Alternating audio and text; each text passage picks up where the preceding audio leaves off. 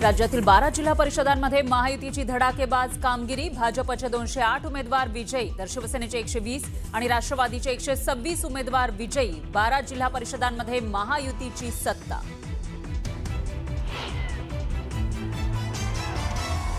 जिल्हा परिषद पंचायत समितीमध्ये महाराष्ट्राच्या जनतेने महायुतीवर विश्वास दाखवला। सर्व भागामध्ये भाजपच नंबर 1 चा पक्ष।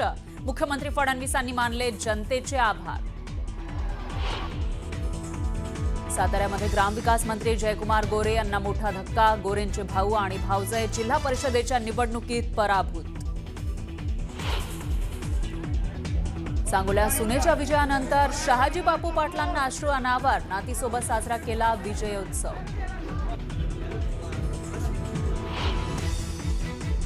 कारेगावच्या माजी सरपंच आणि रील स्टार निर्मला नवले यांचा पराभव। कारेगाव गणातून भाजपच्या मनीषा पाचंगे यांचा विजय। ढोकीमध्ये भाजप उमेदवाराचा अवघ्या एका मताने पराभव। ठाकरेंच्या सेनेचे अमर समुद्रे विजयी।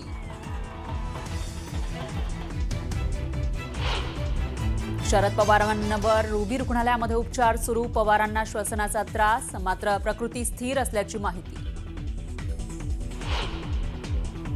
कोकणातील प्रसिद्ध आंगणेवाडी जत्रेला सुरुवात। लाखो भाविक कोकणात दाखल। शिवसेनेचे नेतेही घेणार भराडी देवीचं दर्शन।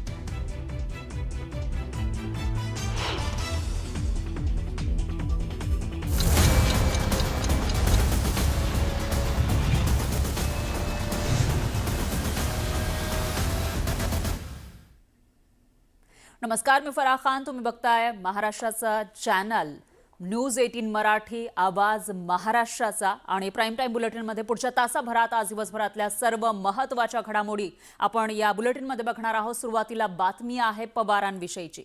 राष्ट्रवादी काँग्रेस शरदचंद्र पवार पक्षाचे अध्यक्ष शरद पवार यांची प्रकृती अचानक बिघडली, त्यामुळे त्यांना रुग्णालयात दाखल करण्यात आलं। पवारांना श्वसनाचा त्रास होत असल्यानं तातडीनं बारामतीहून पुण्याच्या रुबी हॉल क्लिनिकमध्ये दाखल करण्यात आलं। तिथं त्यांच्यावर तज्ज्ञ डॉक्टरांच्या निगराणीखाली उपचार सुरू आहेत। अजित पवार यांच्या निधनानंतर शरद पवारांची प्रकृती काहीशी ढासळली होती आणि त्यामुळे ते आज अजित पवारांच्या 13व्या कार्यक्रमात सुद्धा सहभागी झाले नव्हते। पण तब्येतीत फारशी सुधारणा न झाल्यामुळे त्यांना तातडीनं रुग्णालयात दाखल करण्यात आलं। गेल्या काही दिवसात झालेल्या दगदगीमुळे त्यांना थकवा आला आणि त्यांच्या छातीत कफ झाल्याची माहिती डॉक्टरांनी दिली आहे। तर त्यांच्या वैद्यकीय तपासण्या करण्यात आलेल्या आहेत। सध्या त्यांची प्रकृती स्थिर असल्याची माहिती मिळते। त्यांच्यासोबत त्यांची कन्या सुप्रिया सुळे, सदानंद सुळे, रोहित पवार हॉस्पिटलमध्ये उपस्थित आहेत।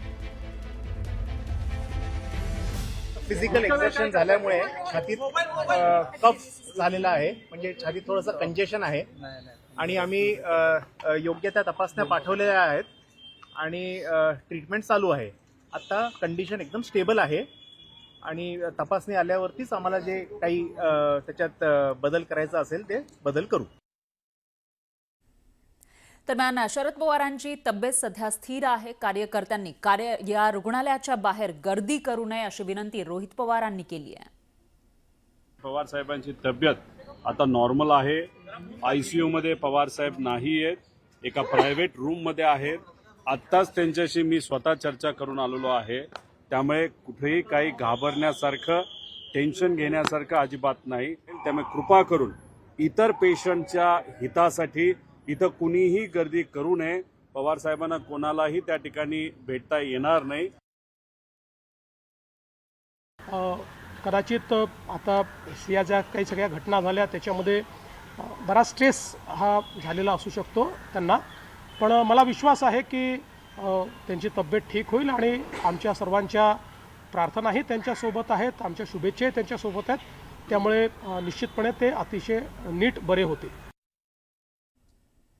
शरद पवारांवर सध्या पुण्यातल्या रुबी हॉस्पिटलमध्ये उपचार सुरू आहेत। दरम्यान या संदर्भात माहिती मिळताच सुनेत्रा पवार तातडीनं बारामतीहून पुण्यामध्ये दाखल झाल्यात।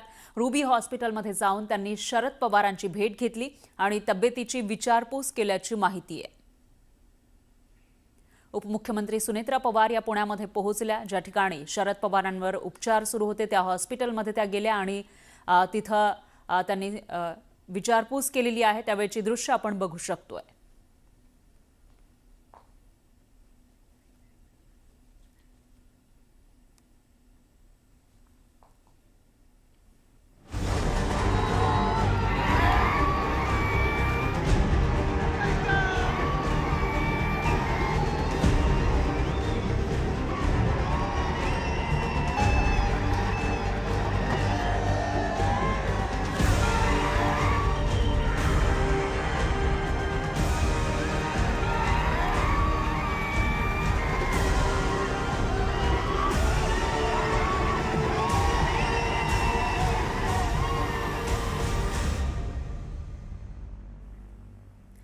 बातमी आहे जिल्हा परिषद आणि पंचायत समितीच्या निकालांची। राज्यामधील 12 जिल्हा परिषदांचे निकाल जाहीर झाले आहेत। निकालानंतर ठिकठिकाणी जल्लोष करण्यात आला आणि या निकालावर नजर टाकूयात ग्राफिक्सच्या माध्यमातून। सर्वात आधी नजर टाकूयात कोकणातील निकालांवर। कोकणामधले निकाल नेमके काय आहेत, काय सांगतायत, कोणाची या ठिकाणी सरशी झाली आहे ते आपण बघतोय।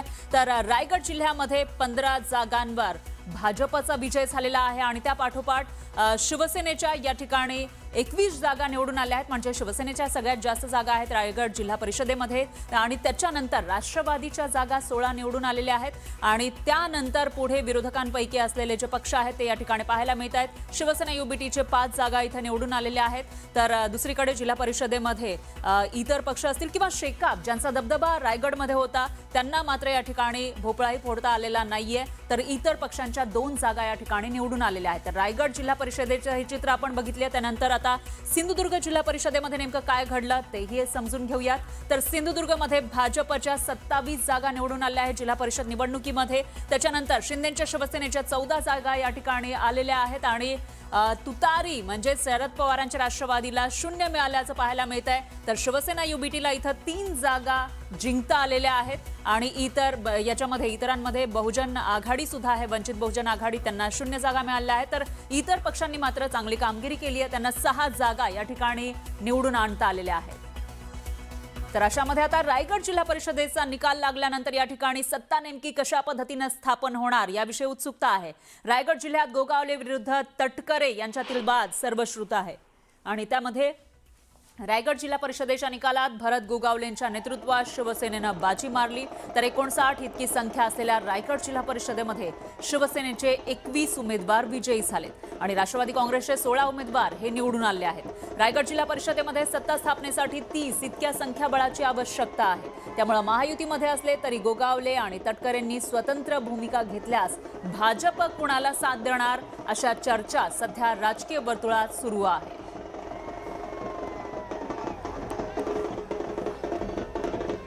दरम्यान संपूर्ण राज्याचं लक्ष लागलेल्या सिंधुदुर्ग जिल्हा परिषद आणि पंचायत समिती निवडणुकीमध्ये तळ कोकणात राणे ब्रँडच अव्वल असल्याचं पुन्हा एकदा दिसून आलंय। तर जिल्हा परिषद निवडणुकीत महायुतीनं बहुमत गाठत सत्ता आपल्या हातात ठेवलेली आहे आणि ठाकरेंच्या शिवसेनेला कोकणी जनतेनं जवळपास फेटा आल्याचं चित्र निकालातून समोर आलं। जिल्हा परिषदेच्या 49 जागांपैकी 36 जागांचा निकाल लागलाय। भाजप 21 तर शिंदेच्या शिवसेनेचा 8 जागांवर विजय झाला। ठाकरेंच्या शिवसेनेला केवळ 2 जागा मिळवता आल्या आणि या विजयानंतर नितेश राणे यांनी जनतेचे आभार मानले। राणे ब्रँड म्हणजे सिंधुदुर्गाचा विकास, राणे ब्रँड म्हणजे सिंधुदुर्गाचं दरड उत्पन्न वाढवणं, राणे ब्रँड म्हणजे सिंधुदुर्गाच्या तरुण तरुणीला 2 हाताला काम देऊन परत एकदा त्यांना स्वघरी आणणं, ह्याला राणे ब्रँड म्हणतात। आणि म्हणून या राणे ब्रँडला ताकद देण्यासाठी जे काय आमच्या आदरणीय फडणवीस साहेबांनी आतापर्यंत जे आमच्या बरोबर उभे राहिले, आम्हाला ताकद दिली, त्याचमुळे आज आम्ही एवढा मोठा विजय आम्ही मिळू शकतो।